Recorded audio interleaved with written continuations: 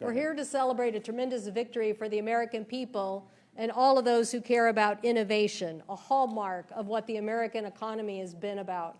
We live in an information age, though, and that information age has brought new competition. I want to thank my colleagues here today for responding to that threat of competition from around the globe and making the right investments and preserving what has been the skill set of research and development and innovation in the United States by making these key investments. I want to thank Senators Schumer and Young for their leadership in drafting, conceiving, and pushing through the Innovation Act, originally called Endless Frontiers. At that point in time, a lot of people probably were skeptical about the needed level of investment in R&D. But these two explained the fact that translational science had to be a cornerstone of what we were doing. That is, we had to move faster at translating the science that our agencies and organizations around the globe were so key at getting done.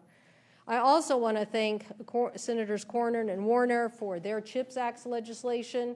I know people view this bill as primarily an incentive to bring home and onshore more manufacturing in the United States of America.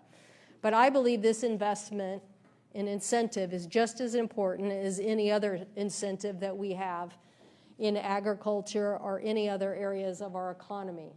But the difference here is we've fallen behind, and now is no time.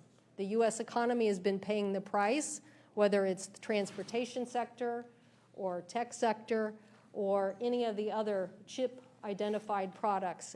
And I thank our colleagues for not only passing the CHIPS bill in 2020, but also in helping us get these incentives in place.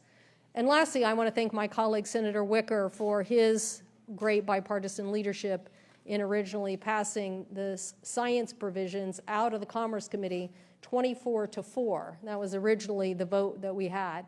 So that meant that was a lot of bipartisan focus on doing a couple of things. One, saying we wanted a new tech directorate at NSF, an organization that is basically charge had been basic science, and say we want a new mission at NSF. That is to translate science faster.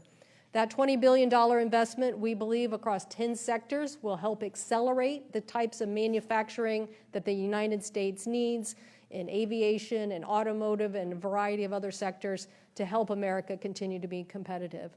Second, the ideas that Senators Young and Schumer had on tech hubs to say that it's got to be just more than Seattle and San Francisco and Austin, that we have to bring business, labor, and universities and creators together in various places of the United States if we wanted to accelerate innovation. And that legislation also said that if we were going to be successful in this innovation infrastructure of the future, we had to get more out of the population of America. So this is the largest investment we've seen in STEM in quite a long time, to invest in both the diversity of STEM education and science and geographic diversity. And Senator Wicker's leading the debate on changing the investment to the EPSCoR states and bumping up the level of investment from 13% to 20% over a 7-year window is really saying that we expect innovation to happen everywhere. And when innovation happens everywhere, that's opportunities for everyone. So this legislation is a major milestone, the largest single investment that we've seen in a long time in U.S. R&D. Not only is NSF invested in, but the Department of Energy, and that was a key cornerstone of getting this legislation successfully passed by making sure that both our national laboratory system and our university system participated in translational science. So a great day for what might seem to many Americans as a very kind of what does science and R&D really mean to me? Well, in reality, investment today means jobs for tomorrow.